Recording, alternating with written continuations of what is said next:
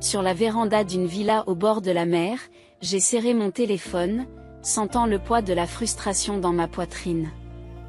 Les mots papa s'affichent sur l'écran et ma voix tremble sous l'effet de l'émotion. Tu as fait ce que tu voulais, n'est-ce pas?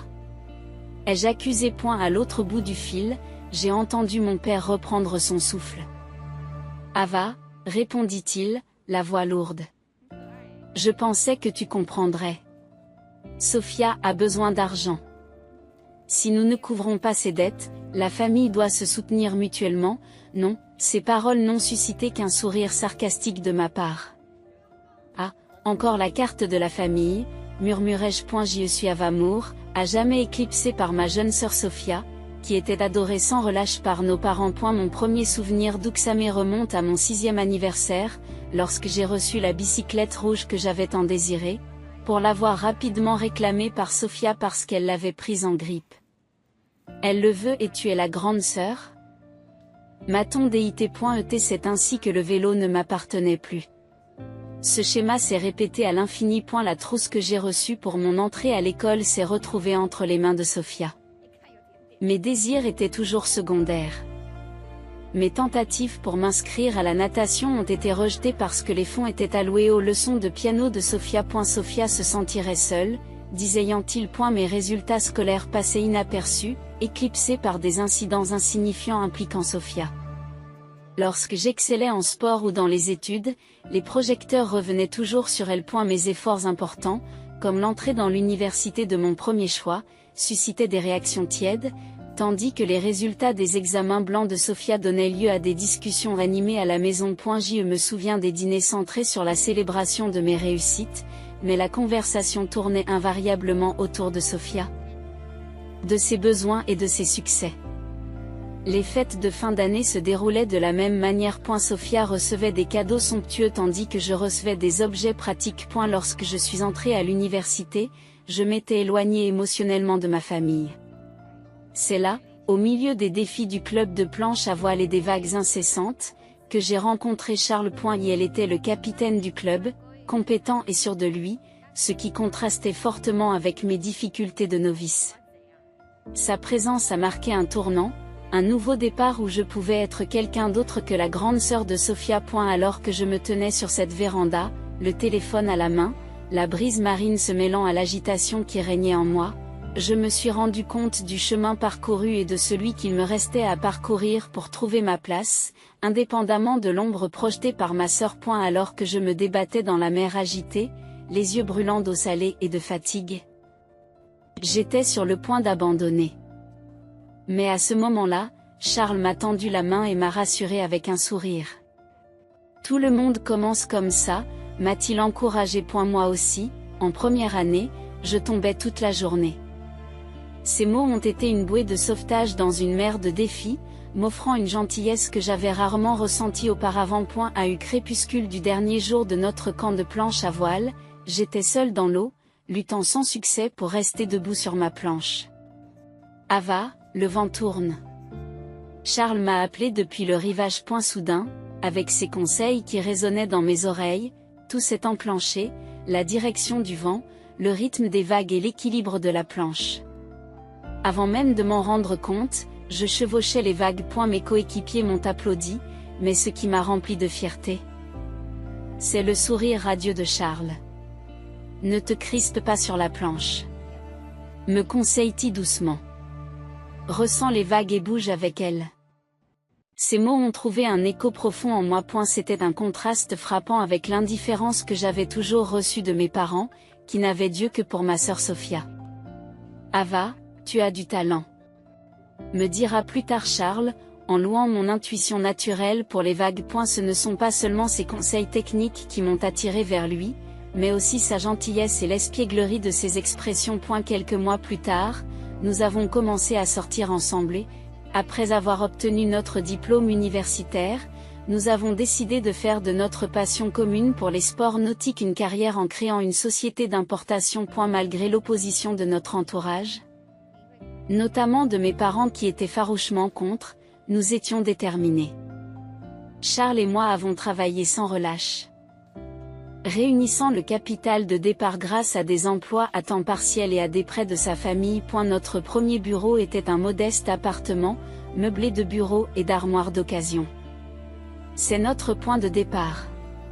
Charles plaisantait et nous rions ensemble, partageant l'excitation de notre nouvelle entreprise. Trouver des partenaires commerciaux s'est avéré difficile.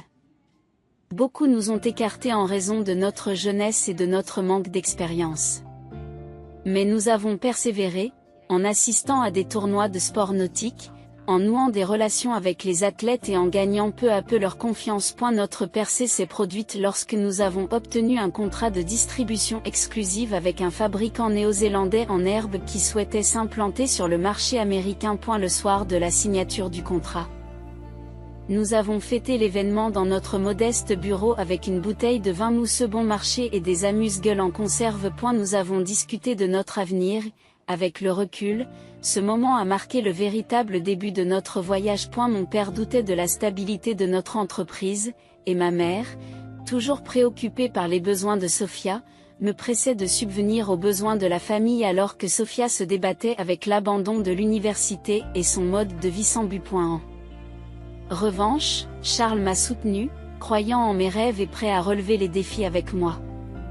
S'il s'agit de nous, nous pouvons y arriver, a-t-il déclaré avec confiance. C'est avec ces mots dans le cœur que nous avons franchi chaque étape de la croissance de notre entreprise. L'entreprise, qui a démarré dans un petit entrepôt, est aujourd'hui reconnue dans le secteur. Il y a 6 ans, nous avons enfin réalisé notre rêve de posséder une maison de vacances.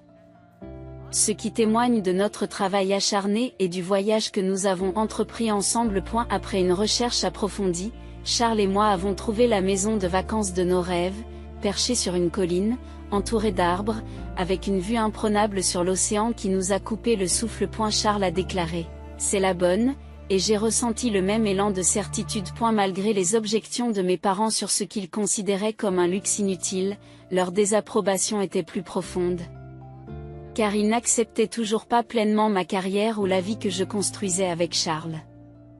Mais tout cela n'avait pas d'importance. Cette maison témoignait des rêves que Charles et moi partagions. Lors de notre première nuit, nous nous sommes assis sur la terrasse, sous un ciel étoilé, avec le bruit des vagues en arrière-plan. Charles m'a pris la main et m'a murmuré « Ava, vieillissons ensemble ici ».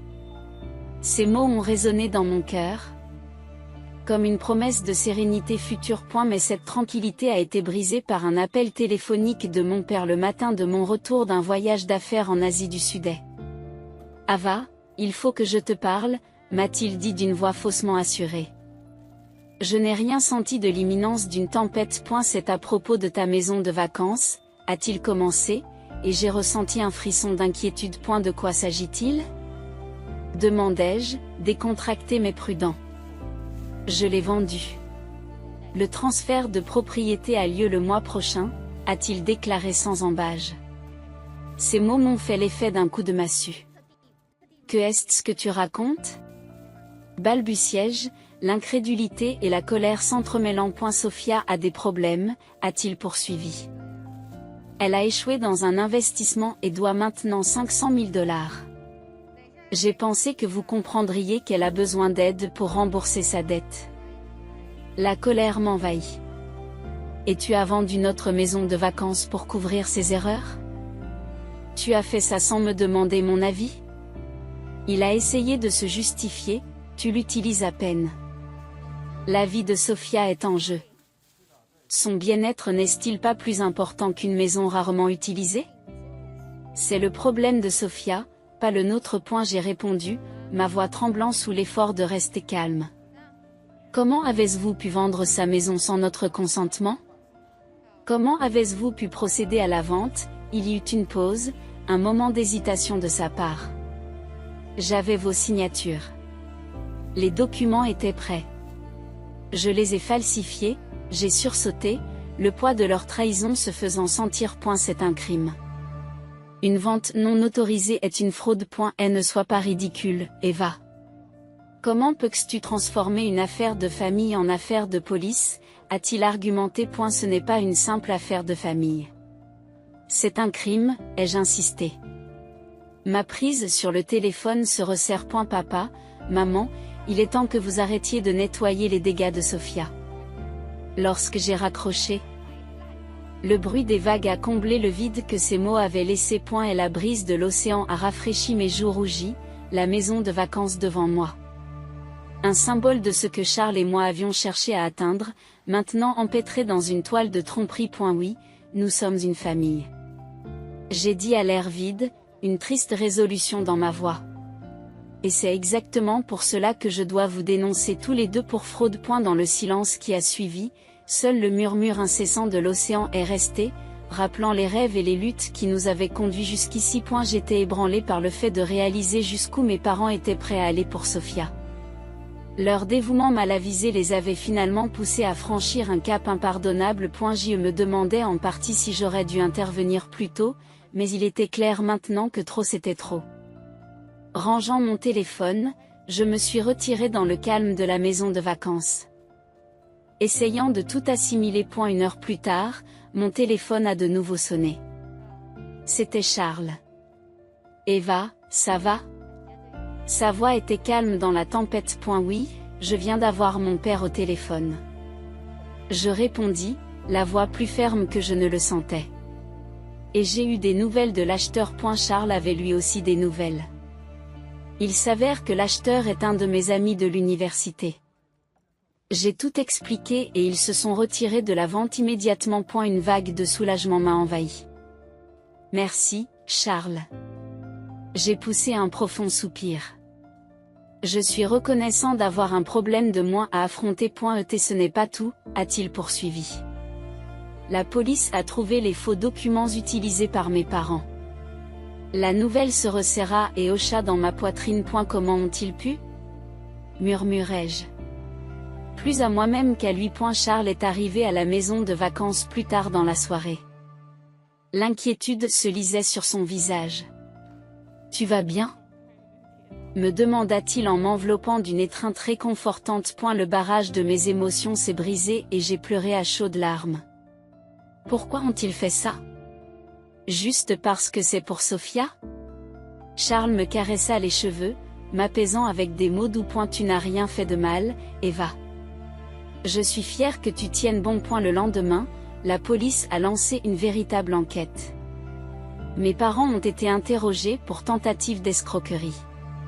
Ma mère a essayé de m'appeler plusieurs fois, mais je n'ai pas pu me résoudre à répondre. Une semaine plus tard, Charles et moi étions assis sur la terrasse de notre maison de vacances, regardant le coucher de soleil peindre le ciel au-dessus de l'océan. Le bruit des vagues qui s'écrasaient apportait un réconfort tranquille à mon cœur troublé. Tu te souviens du jour où nous avons trouvé cet endroit ? Charles lui demande doucement. Oui, je m'en souviens. Le jour où nous avons décidé qu'il devait être à nous. Malgré la vétusté de la maison. Sa remise en état s'était inscrite dans nos souvenirs communs. Nous avons repeint les balustrades, remplacé les parquets et rénové la cuisine ensemble. Même les disputes que nous avons eues pendant ces travaux nous paraissent nostalgiques aujourd'hui. Eva, dit Charles en me serrant la main. Nous sommes dans le même bateau. Quels que soient les défis à relever, nous le ferons en équipe. J'ai acquiescé, sentant la vérité de ces paroles au plus profond de moi. Ma relation avec mes parents ne serait peut-être plus jamais la même, mais c'était une perte que j'étais prête à accepter. C'était notre vie, nos choix, et cette maison de vacances au bord de la mer était un témoignage de notre amour et de notre résilience. Pendant ce temps, l'enquête de la police continuait à révéler des détails troublants. Mes parents savaient que la propriété était détenue conjointement par Charles et moi. Mais ils ont tout de même procédé à la vente. Et la falsification de nos signatures avait été méticuleusement planifiée, une trahison qui a profondément marqué les esprits. Ils ont même menti à l'agent immobilier, prétendant que Charles et moi étions transférés à l'étranger et que nous ne pouvions plus gérer la propriété. Le plus choquant a été la révélation que ma mère avait répandu des rumeurs sur nous dans le voisinage, prétendant que nous avions accumulé des dettes et que nous les obligions à nettoyer notre gâchis, tout cela pour couvrir les actions irresponsables de Sofia. Lorsque la vérité a éclaté au grand jour, Charles et moi nous sommes serrés les coudes. Prêts à affronter la suite des événements, sûrs d'être là l'un pour l'autre. Lors de l'interrogatoire de la police, Ma mère a admis en larmes que ce qui n'était au départ qu'un petit problème financier s'était transformé en une catastrophe de 500 000 $. Mes parents avaient épuisé leurs économies et même vendu des terres pour régler les dettes de Sophia, mais cela ne suffisait toujours pas. Désespérés, ils ont tenté de vendre notre maison de vacances bien-aimée pour combler le déficit financier. Tout au long de l'interrogatoire, ma mère a maintenu l'innocence de Sophia, affirmant qu'elle était simplement naïve et facilement trompée, et qu'elle n'était pas aussi astucieuse que moi. Une déclaration qui a laissé les officiers les plus expérimentés sans voix. Mes sentiments étaient enchevêtrés. La révélation que mes parents s'étaient abaissés à des mesures aussi désespérées était difficile à digérer. Puis, au milieu de cette agitation, Sophia m'a appelé. « Comment as-tu pu faire ça, Serette ? Livrer nos parents à la police est cruel », a-t-elle accusé. La voix dégoulinante de son habituelle attitude de victime. Calmement, j'ai répondu, « Sophia, tu réalises qu'ils ont essayé de vendre la maison de vacances que Charles et moi chérissons, juste pour couvrir tes dettes ? Ce n'est pas seulement une erreur. C'est illégal. Mais nous sommes une famille, n'est-ce pas ? J'ai vraiment du mal, rétorque-t-elle, sa voix mêlant défi et désespoir. Il est temps que tu commences à assumer la responsabilité de tes actes. J'en ai assez de nettoyer derrière toi. Ai-je dit avant de mettre fin à l'appel, une vague d'épuisement m'envahissant. Dès l'enfance, Sophia avait été choyée à l'excès. Tandis que je poursuivais mes études et ma carrière avec diligence, Sophia vivait de manière impulsive, constamment sauvée par nos parents de ses mésaventures financières. Cela a commencé par un prêt étudiant de 5 000 $ gaspillé en achats de luxe avec des amis, une dette que mes parents se sont empressés d'effacer. Considérant qu'il s'agissait d'une folie de jeunesse. Son insouciance financière s'est aggravée lorsqu'elle a utilisé l'argent de ses études pour des voyages somptueux et des vêtements de luxe, provoquant un déficit de 60 000 $ que mon père a couvert avec ses économies. Sophia manque d'expérience de la vie, disait-il, justifiant ainsi son irresponsabilité. Au cours de sa 3e année d'études, Sophia a abandonné l'université, prétextant que les cours étaient trop difficiles. Elle a rapidement commencé à travailler à temps partiel dans un restaurant, où elle a rencontré un client qui l'a entraîné dans un système d'investissement douteux qui lui a fait perdre 69 000 $. Tu ne comprendrais pas, Eva, parce que tu es si intelligente. Une fois, elle s'est emportée contre moi, me blâmant comme si ma compétence était sa malédiction. Malgré les supplications de mes parents pour qu'elle rompe les liens avec son petit ami trompeur. Et malgré le fait qu'ils aient finalement réussi à la persuader, ils ont de nouveau réglé ses dettes. Leur épargne retraite diminuait dangereusement. Maintenant, un autre investissement douteux avait plongé Sophia dans une dette de 500 000 $. Sans ressources, mes parents ont dû vendre notre maison de vacances. Nous devons la protéger. Elle est fragile. Et ma mère insistait chaque fois que je m'opposais à ce qui l'adorlote, ce qui ne faisait que perpétuer le sentiment que Sophia avait droit à tout et qu'elle n'était pas responsable. Lorsque j'ai décidé de créer ma propre entreprise, mes parents s'y sont farouchement opposés. Rejoignez une entreprise stable, m'ont-ils conseillé. Tu dois aussi être responsable de Sophia. Mais je m'étais déjà libérée de ce cycle toxique. Avec Charles comme partenaire et soutien, je traçais mon chemin, déterminée à vivre une vie définie par mes choix et mes efforts, et non par le chaos de Sophia. Malgré tout, mes parents ont tenté de vendre la maison de vacances, un lieu chargé d'une immense signification pour Charles et moi. Lorsqu'ils ont eu terminé, les dettes de Sophia s'élevaient à plus de 800 000 $. Chaque fois qu'ils excusaient son comportement, ils se lamentaient, « Sophia n'est pas en faute. La société est tout simplement trop dure. Tu as de la chance, Eva, alors tu devrais l'aider. » Ces mots résonnent aujourd'hui avec une douloureuse ironie. En cherchant à protéger Sophia, ils avaient fini par la gâter, ouvrant par inadvertance la voie à sa ruine, et maintenant, ils mettaient aussi nos vies en danger. Charles a noté, peut-être plus sérieusement que jamais, qu'ils n'avaient peut-être jamais vraiment accepté nos carrières. Leur empressement à vendre la maison de vacances semblait n'être qu'une nouvelle manifestation de leur mépris de longue date pour nos choix. C'est leur problème, ai-je déclaré avec fermeté. Notre lien, nos rêves communs ancrés dans cette maison de vacances, étaient intouchables. Le sourire rassurant de Charles m'a conforté. Nous avions tracé notre chemin, et les souvenirs que nous avions créés ici témoignaient de cette détermination. Alors que l'automne faisait place à l'hiver, la mer s'agitait plus violemment, reflétant les turbulences de mes relations familiales. Assis ensemble sur la terrasse, Charles et moi avons regardé le coucher de soleil se fondre dans l'océan, en acceptant la probabilité que les choses avec mes parents et Sophia ne s'arrangent jamais. C'était un choix que j'avais fait, une frontière que j'avais tracée. Lorsque l'hiver est arrivé, le rapport final de la police a confirmé que mes parents avaient été condamnés à une peine avec sursis. Leurs lettres d'excuses sont arrivées, mais je les ai rejetées sans les lire, ayant appris que le pardon, lorsqu'il n'est pas accompagné d'un changement, ne fait que perpétuer le mal. Un an plus tard, selon un voisin qui avait parlé à un ami de ma mère, mes parents croulaient toujours sous le poids de leurs dettes. Après la révélation de la vente frauduleuse, mon père avait été contraint de démissionner. Ma mère jonglait désormais avec 3 emplois à temps partiel, le matin dans un entrepôt, l'après-midi dans une usine alimentaire et le soir à la caisse d'un supermarché. La tension était évidente. Les habitants de la région racontaient des ragots sur sa perte de poids spectaculaire, et la maison familiale avait été vendue. Avec Sophia, ils vivaient désormais dans un modeste appartement à la périphérie de la ville. Les appels de parents me demandant si je pouvais les aider se sont multipliés. À chaque fois, ma réponse a été la même. Ils devaient régler leurs problèmes de manière autonome. Sophia, inchangée par le tumulte, avait rencontré quelqu'un d'autre dans une boîte de nuit et envisageait un nouveau plan d'investissement, qu'elle prétendait infaillible. Lorsque mes parents ont tenté d'intervenir, Sophia les a accusés d'être aussi froids que moi. Financièrement exsangue, ils ne pouvaient plus accéder à ses demandes. Mon père avait accepté un travail de sécurité de nuit, travaillant sans relâche pendant les week-ends, et ma mère, une fois aperçue en train de pleurer seule au bord de la route, s'était mise à pleurer. On l'a déjà vue pleurer seule au bord de la route tard dans la nuit, cherchant des réductions dans les supermarchés, sa dignité s'érodant de jour en jour. Et la colère de Sophia, qui me rendait responsable de leur situation, était implacable. C'est de ta faute, Frangine.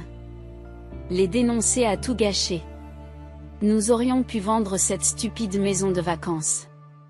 S'emporta-t-elle un jour? Un après-midi, j'ai croisé ma mère au supermarché, la reconnaissant à peine.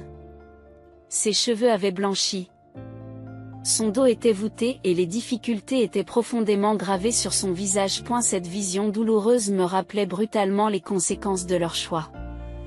Des choix auxquels j'avais échappé en traçant ma route avec Charles, ancrés dans notre amour et dans le foyer que nous nous sommes battus pour protéger. Lorsque ma mère m'a aperçue au supermarché, elle s'est rapidement détournée, son panier chargé de produits alimentaires à prix réduit et bientôt périmé. Pendant ce temps, j'ai appris que mon père s'était effondré pendant son service de sécurité nocturne, épuisé par le surmenage. Malgré les avertissements de son médecin, il a repris son travail. Immédiatement, poussé par la peur des agents de recouvrement et de leurs appels incessants. Alors que l'année touchait à sa fin, j'ai reçu un courriel de Sophia. Ava, prête-moi $100 000. Je te promets que je peux tout arranger avec ça. Ses prêts à la consommation étaient au maximum. Ses cartes de crédit étaient gelées et elle avait épuisé toutes les sources potentielles d'amis ou de connaissances. Maintenant, acculée, elle s'adressait à moi. La sœur qu'elle reconnaissait rarement, sauf en cas de besoin. J'ai choisi de ne pas répondre à son appel. J'ai préféré envoyer à mes parents des liens vers des services de conseil et de gestion des dettes. C'était l'étendue de l'aide que j'étais prête à offrir. Pourquoi n'avons-nous pas vu ce qui se passait avant que la situation n'empire? Se lamente une amie de ma mère. La question résonnait dans mon esprit, rappelant douloureusement les choix qui avaient conduit ma famille à la ruine. Debout près de la fenêtre donnant sur l'océan, j'ai senti un profond soupir m'échapper. Ce soir-là, alors que je regardais les vagues agitées, Charles est venu derrière moi et m'a entouré les épaules de ses bras. Tu n'es pas en tort, me rassura-t-il. J'ai acquiescé. Rassuré par sa présence et la fermeté de son soutien. J'avais pris une décision difficile mais nécessaire. Rompant le silence, la voix de Charles se fait résolue. J'ai réfléchi, commença-t-il, le regard sérieux. Et si nous utilisions cette maison de vacances pour organiser des événements caritatifs, plus précisément, nous pourrions initier des enfants défavorisés au sport nautique. Sa suggestion a touché une corde sensible en moi. Ayant enduré la solitude d'être incompris par ma propre famille, j'ai ressenti un fort désir de soutenir les enfants qui font face à des sentiments d'isolement similaires. C'est une idée merveilleuse, ai-je répondu avec enthousiasme. Charles sourit, les yeux brillants de passion. Pour vos parents, cet endroit n'est qu'un terrain, mais pour nous, c'est un lieu de rêve. Si nous pouvons partager ce rêve avec d'autres, je lui ai pris la main, ressentant une bouffée d'affection et un alignement sur sa vision. Faisons-le, ai-je dit avec détermination. Nous avons enfilé nos combinaisons de plongée et sommes allés dans les vagues, où j'ai ressenti un profond sentiment de bonheur m'envahir. Oui, ma relation avec ma famille biologique était peut-être irrémédiablement endommagée, mais j'avais choisi ma propre voie. Ce choix n'était pas une erreur. Écoutant le bruit apaisant des vagues, Charles et moi nous sommes tournés vers l'avenir. Cette maison de vacances continuerait à nourrir nos rêves, et maintenant elle servirait aussi de phare d'espoir pour d'autres personnes à la poursuite de leurs propres rêves.